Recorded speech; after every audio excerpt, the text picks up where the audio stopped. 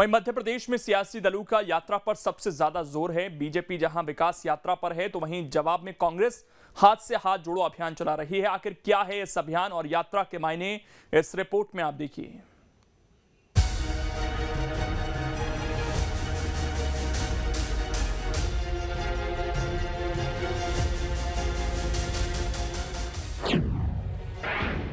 यात्रा से प्रदेश नापने की रणनीति, मूड भांपने से होगी सत्ता में एंट्री।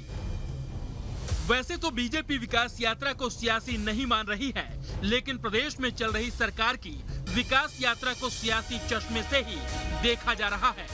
यात्रा में आधिकारिक तौर पर कार्यकर्ताओं को दूर रखा गया है, लेकिन जिस तरह से इसका आगाज हुआ है उससे इसके सियासी होने से इनकार भी नहीं किया जा सकता है, क्योंकि अगर ऐसा नहीं होता तो जवाब में कांग्रेस हाथ से हाथ जोड़ो अभियान में तेजी नहीं लाती। इस कैंपेन में कांग्रेस के कार्यकर्ता घर घर जाकर पार्टी के विचारों और सरकार की कथित नाकामियों को बता रहे हैं। भारतीय जनता पार्टी की सरकार का विकास यात्रा का अभियान जनता के समाधान के लिए, और जैसा मुख्यमंत्री शिवराज जी ने कहा कि ये लोगों के जीवन बदलने वाला अभियान है, उनको समाधान देने वाला अभियान है। कई विकास कार्यों के लोकार्पण, भूमि पूजन और शिलान्यास का अभियान है। हितग्राहियों से संवाद का अभियान है। लोगों को योजनाओं से जोड़ने का अभियान है।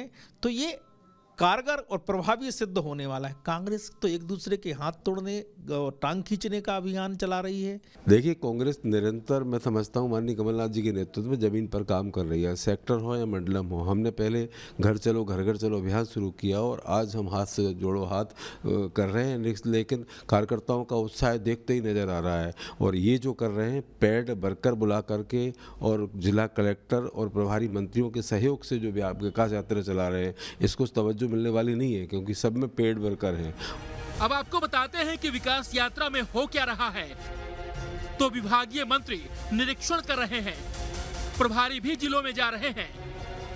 यात्रा के दौरान जनता से सीधा संवाद हो रहा है। योजनाओं की जानकारी ली जा रही है।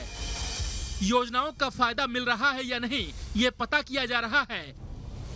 राज्य सरकार की योजनाओं का प्रचार प्रसार हो रहा है। कलेक्टर यात्रा की पूरी रिपोर्ट देंगे। रैली की शक्ल में वार्ड और गांव में दौरे हो रहे हैं। मतलब साफ है कि चुनावी साल में सरकार हर जिले की नब्ज टटोलना चाहती है कि अगर कोई योजना है तो उसका फायदा जमीनी स्तर पर है या नहीं, कहीं गड़बड़ी को लेकर कोई नाराजगी तो नहीं है।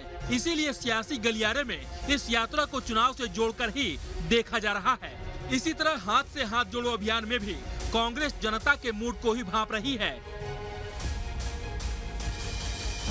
यात्राएं किसी भी पॉलिटिकल पार्टी के लिए पब्लिक कनेक्ट करने का बड़ा माध्यम होती है, और इन यात्राओं के माध्यम से कई पार्टीज ने सत्ता की मुकाम को भी हासिल किया है। मध्य प्रदेश में कांग्रेस और बीजेपी दोनों इस राह पर है, लेकिन कांग्रेस के लिए ये यात्रा ज्यादा महत्वपूर्ण है, क्योंकि भाजपा उस पर ये आरोप लगाती है कि उसका पब्लिक कनेक्शन नहीं है। अब सवाल है कि आखिर सियासी दलों का यात्रा पर इतना जोर क्यों है।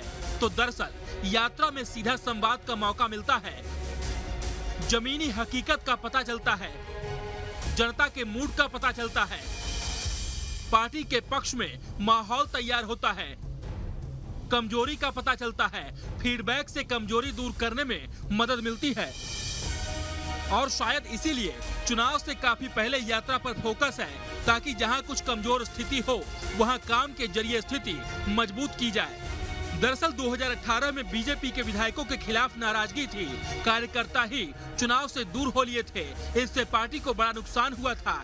शायद इसीलिए इस बार बीजेपी जमीनी हालात की जानकारी लेने में कोई कसर बाकी रखना नहीं चाहती है।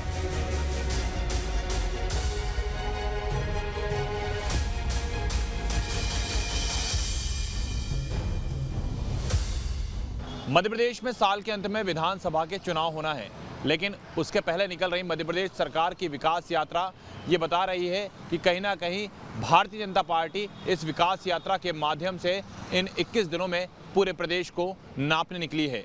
वहीं अगर हम कांग्रेस की बात करें तो विकास यात्रा के जवाब में कांग्रेस भी अपना हाथ से हाथ जोड़ो अभियान जोर शोर से चला रही है। जाहिर सी बात है, प्रदेश में विधानसभा के चुनाव होना है और ऐसे में जितना ज़्यादा जनता से कनेक्टिविटी जिस दल की होगी उसका फायदा उसे ज़रूर मिलेगा। वीडियो जर्नलिस्ट अभय के साथ जितेंद्र शर्मा, न्यूज़ स्टेट, भोपाल।